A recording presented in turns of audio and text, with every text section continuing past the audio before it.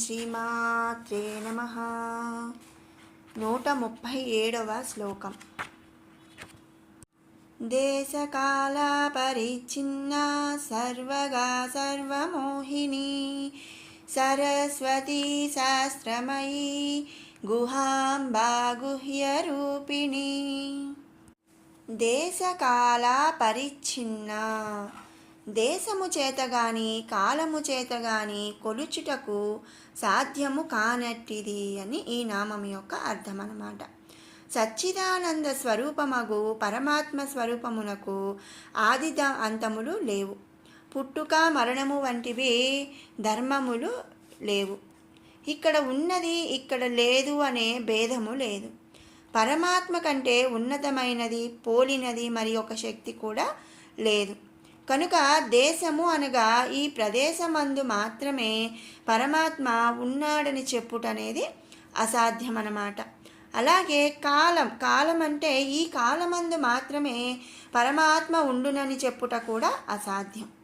కాబట్టి మనం ఈ నామమందు ఆ జగన్మాతను సర్వాంతర్యామి సర్వశక్తి సంపన్నమయిగా భావించుకొని పరమాత్మ దేశ కాలములతో కొలుచుటకు అసాధ్యమని చెప్పుకుంటున్నాము. అలా దేశము కాలము చేత కొలుచుటకు అసాధ్యమైనది కాబట్టి మనం ఆ లలితాంబను దేశకాల పరిచ్ఛిన్న అని స్తుతించుకుంటున్నాము. తర్వాత నామం సర్వగా. సర్వగా అంటే సమస్తమందు అంతర్యామిగా ఉన్నటువంటి శక్తి స్వరూపురాలు అని అర్థం. ఈ జగత్తునందు గల సమస్తమందు వ్యాపించి ఉన్నట్టి శక్తి స్వరూపురాలు దేవి. భూమి అందుగల వృక్షములు నీరు మొదలగు వానియందు, అలాగే ఆకాశం వాయువు మేఘాలు సూర్య చంద్రులాది అందు కూడా ఆ తల్లి శక్తి వ్యాపించి ఉంది అని మనం ఇంతకుముందు నామాల్లో కూడా చెప్పుకున్నాము. మరి అధోలోకములందు ఊర్ధ్వలోకములందు గల సమస్త శక్తులందు గల అంతర్యామిగా కూడా ఆ దేవి వర్ధిల్లుతున్నది. ఇంకో విధంగా ఏంటంటే సర్వాంతర్యామి సర్వశక్తి సంపన్నమై అయినటువంటి శక్తి ఏదైతే ఉందో ఆ శక్తి యొక్క స్వరూపముగా దేవి వర్ధిల్లుతున్నది అని కూడా మనం ఈ నామంలో చెప్పుకోవచ్చు అన్నమాట. కాబట్టి సర్వమంతా అంటే సమస్త లోకాలన్నిట్లో కూడా ఆ తల్లి వ్యాపించి ఉన్నటువంటి అంతర్యామిగా అంటే కనిపించకుండా వ్యాపించి ఉన్నటువంటి శక్తి స్వరూపమే కాబట్టి మనం ఆ తల్లిని సర్వగా అని స్తుతించుకుంటున్నాము. తర్వాత నామం సర్వమోహిని. మోహిని అంటే మోహావేశములకు గురి చేయనటువంటిది. సర్వ అంటే సర్వమునకు ఎల్లరునకు మోహావేశములను గురి చేయునటువంటిది అని ఈ నామము యొక్క అర్థం అన్నమాట. సర్వమును మోహమునందు కట్టిపడవేయునది అని కూడా మనం చెప్పుకోవచ్చు. ఇంకో రకంగా ఏంటంటే సమస్త జీవులకు కూడా మోహమును కలిగించున్నది అని కూడా మనం చెప్పుకోవచ్చు. మోహతత్వము మాయ చేత కలుగుతుంది. సత్యమును అసత్యముగాను అసత్యమును సత్యముగాను జీవులకు భ్రమను కల్పించున్నది ఆ మాయ అన్నమాట. కనుక జగత్తునందు ఉన్నటువంటి మాయామోహమునకు సకల జీవులు కూడా గురి అవుతూ ఉన్నారు. జనన మరణాదుల దుఃఖమునకు లోనగుచున్నారు.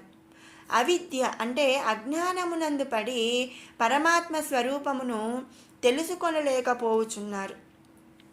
మరి ఇలా అంటే సకలమునకు కూడా ఇలాంటి మోహావేశములకు గురి చేయునటువంటిది ఆ తల్లే కాబట్టి ఆ తల్లిని మనం సర్వమోహిని అని స్తుతించుకుంటున్నాము. మనము ఇప్పటి వరకు అంటే లలితా సహస్రనామాలు నామాలు కనుక మనం అర్థం చేసుకుంటూ వస్తే ఏంటంటే ఆ తల్లికి ఒక్క మాటలో చెప్పాలంటే ఈ జగమంతా కూడా ఒక ఆట వస్తువులాగా అన్నమాట. ఆ తల్లే పుట్టిస్తుంది, ఆ తల్లే మరణాన్ని ఇస్తుంది. పాపం చేయాలన్నా పుణ్యం చేయాలన్నా ప్రతి జీవికి కూడా మనసులో కలిగే భావాలకు ఆ తల్లే కారణమవుతుంది. అలాగే పాపంలు చేసే వాళ్ళకి ఆ తల్లి అజ్ఞానము నుంచి బయటపడేసి వాళ్ళకి జ్ఞానాన్ని ప్రసాదించి వాళ్ళకి మోక్షాన్ని ఆ తల్లే ప్రసాదిస్తుంది. మరి మోహావేశములకు గురి చేసేది ఆ జగన్మాతే. వాళ్ళు అంటే ఎవరైతే మోహావేశం అనే మాయ చేత ఉంటారో ఆ మాయను తొలగించి అవిద్య అజ్ఞానమునందు ఎవరైతే పరమాత్మ స్వరూపం తెలుసుకోలేకపోతుంటారో వాళ్ళకి మళ్ళీ జ్ఞానమును ప్రసాదించి మోక్షాన్ని కలిగించేది కూడా ఆ జగన్మాతే. చాలా ఎట్లా ఉందంటే చూడండి, ఎలా అంటే ఆ తల్లికి మన జగమంతా కూడా ఒక బొమ్మలాట అనమాట. కాబట్టి మనం ఆ తల్లి అంటే ఎల్లరినూ మోహావేశములకు గురి చేయనటువంటిది కాబట్టి మనం ఆ తల్లిని సర్వమోహిని అని ఇక్కడ స్తుతించుకుంటున్నాం. తర్వాత నామం సరస్వతి, జ్ఞాన స్వరూపురాలు అని ఈ నామం యొక్క అర్థం. సకల జనులకు జ్ఞానమును ప్రసాదించినట్టిది, జ్ఞానమునకు అధిష్టాన దేవత అని కూడా చెప్పచ్చు అనమాట. కాబట్టి జ్ఞాన స్వరూపురాలు కాబట్టి ఆ జగన్మాతను మనం ఆ జగన్మాతను సరస్వతి అని స్తుతించుకుంటున్నాము. తర్వాత నామం శాస్త్రమయీ, శాస్త్రములే, మయి అంటే ప్రధానముగా కలిగి ఉన్నది అని అర్థం అన్నమాట. ఇక్కడ శాస్త్రములు అంటే వేదములని చెప్పుకోవచ్చు. వేదముల చేతనే పరమాత్మ స్వరూప జ్ఞానము తెలియజున్నది. పరమాత్మ స్వరూపము కలదన్న సత్యము నిరూపణ జరుగుతుందన్నమాట. కనుక పరమాత్మ స్వరూపమునకు శాస్త్రములే ప్రధానమైనటువంటివి. దేవి పరమాత్మ స్వరూపురాలు కనుక వేదమై శాస్త్రమయి అని ఇక్కడ మనం ఈ నామంలో చెప్పుకుంటున్నాము. కాబట్టి శాస్త్రములే ప్రధానముగా కలిగి ఉన్నది అనే ఉద్దేశంతో ఇక్కడ మనం జగన్మాతను శాస్త్రమయి అని స్తుతించుకుంటున్నాము. తర్వాత నామం గుహాంబ, గుహ అంబ, గుహ అందు ఉన్నటువంటి తల్లి లేదా గుహుని యొక్క తల్లి. ఆత్మను గృహ అందు ఉన్నటువంటి తల్లి అని మనం ఇక్కడ చెప్పుకోవచ్చు. ఇంకో విధంగా గుహుని యొక్క తల్లి అంటే గుహుడు అంటే కుమారస్వామి, అతని తల్లి పార్వతీదేవి కనుక గుహుని యొక్క తల్లి అయినది. కాబట్టి మనం ఇక్కడ ఆ తల్లిని గుహాంబ అని స్తుతించుకుంటున్నాము. తర్వాత నామం గుహ్య రూపిణి, గుహ్య అంటే రహస్యము, రూపిణి అంటే స్వరూపురాలు, రహస్య జ్ఞాన స్వరూపురాలు అని ఇక్కడ అర్థం అన్నమాట. జీవుల హృదయాకాశమందు ఆ తల్లి పరమాత్మ స్వరూపము కలదు. అది జ్ఞాన స్వరూపం అన్నమాట. ఆ స్వరూపమును ధరించి ఉన్నట్టుది దేవి. ఆ స్వరూపము సాధారణ దృష్టికి కనిపించేటువంటిది కాదనమాట. కనుకనే గుహ్య రూపిణి అని దేవిని ఈ నామమందు మనం చెప్పుకుంటున్నాము.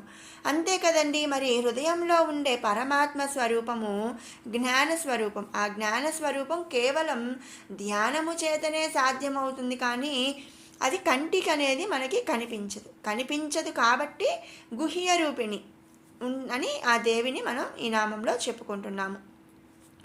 ఇంకో విధంగా రహస్య జ్ఞాన స్వరూపురాలైనటువంటి దేవి జీవుల యొక్క సాధారణ దృష్టికి కనిపించనటువంటిది, గోచరము కానటువంటిది. కాబట్టి ఆ తల్లిని మనం గుహ్య రూపిణి అని ఈ నామంలో స్తుతించుకుంటున్నాము.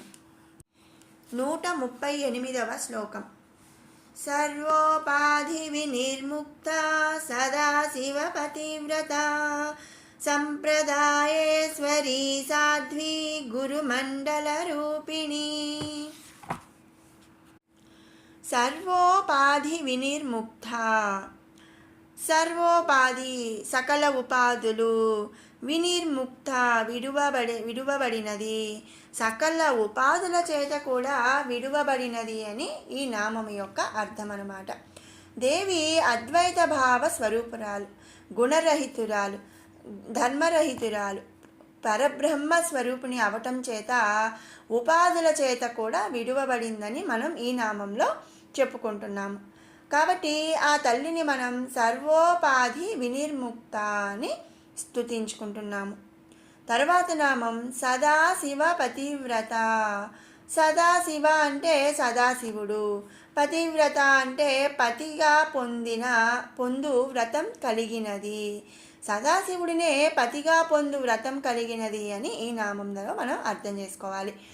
సదాశివుడు త్రికాల స్వరూపుడు. అటువంటి సదాశివుడినే ఎల్లప్పుడూ పతిగా పొందు నియమం కలిగినదని మనం ఇక్కడ చెప్పుకుంటున్నాం. అలాంటి నియమం ఉన్నది కాబట్టి ఆ తల్లిని మనం సదాశివ పతివ్రత అని స్తుతించుకుంటున్నాము. తర్వాత నామం సంప్రదాయేశ్వరి. సంప్రదాయములకు ఈశ్వరి, ప్రభువు వంటిది. సంప్రదాయాలంటే మనం మన గురువుల చేత శిష్యులకు చెప్పబడినటువంటి ధర్మములకు సంప్రదాయాలని పేరు. ఇలాంటి సంప్రదాయములకు ప్రభువు ఎవరండి? ఆ జగన్మాత. కాబట్టి అంటే ఆ ధర్మములకు సంప్రదాయాలని పేరున్నాయి. ఆ సంప్రదాయాలకు దేవి ప్రభువు వంటిది కాబట్టి ఆ దేవిని మనం సంప్రదాయేశ్వరి అని స్తుతించుకుంటున్నాము. తర్వాత నామం సాధు.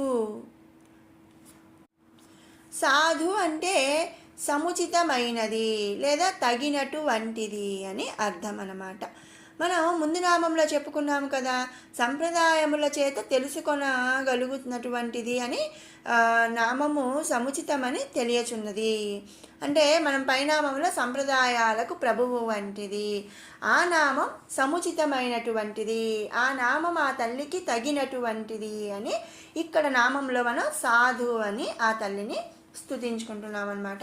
లేదా ఇంకో విధంగా ఈ సహస్రనామ స్తోత్రములందు చెప్పినటువంటి 1000 నామముల యొక్క అర్థములను కలిగి ఉన్నది అని కూడా మనం చెప్పుకోవచ్చు. అలాగే ఆ అర్థములకు తగినటువంటిది ఆ జగన్మాత అని మనం ఈ నామంలో గ్రహించాలన్నమాట. కాబట్టి అలాంటి అంటే సంప్రదాయాలకు ప్రభువు అనే పేరుకి ఆ విషయానికి ఆ తల్లి తగినటువంటిది కాబట్టి మనం ఆ తల్లిని సాధు అని స్తుతించుకుంటున్నాము. తర్వాత నామం ఈ ఐ నమః అని అంటామన్నమాట. ఈ తురీయా స్వరూపము అని ఇక్కడ అర్థం.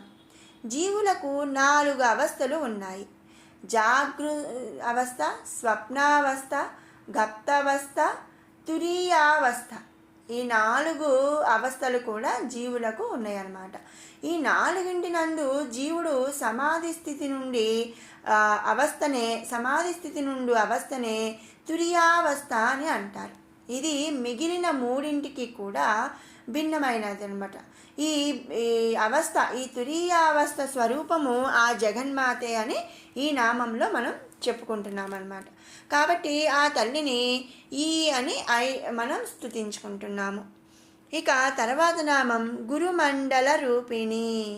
గురుమండల గురువుల సముదాయమునకు, రూపిణి స్వరూపురాలు. గురువుల సముదాయమే తెలుపదగినటువంటి స్వరూపురాలు అని ఈ నామం యొక్క అర్థం. ఇక్కడ దేవి యొక్క సాక్షాత్కారమును పొందవలనంటే కేవలం ధ్యానమో శ్రవణమో మాత్రమే చేయటం వల్ల సాధ్యం కాదు. గురువుల ద్వారా సాధనము చేయటం వల్ల మాత్రమే దేవి యొక్క సాక్షాత్కారమును పొందుట సాధ్యము అని ఈ నామంలో చెప్పబడుతుంది. కాబట్టి గురువుల సముదాయమే తెలుపదగినటువంటి స్వరూపురాలు కాబట్టి మనం ఆ జగన్మాతని గురుమండల రూపిణి అని స్తుతించుకుంటున్నాము. విన్నారు కదండి 137, 138 శ్లోకాల వివరణ. ఇప్పుడు 135 నుంచి 138 వరకు గల శ్లోకాలు 2 సార్లు పారాయణ చేసుకుందాము.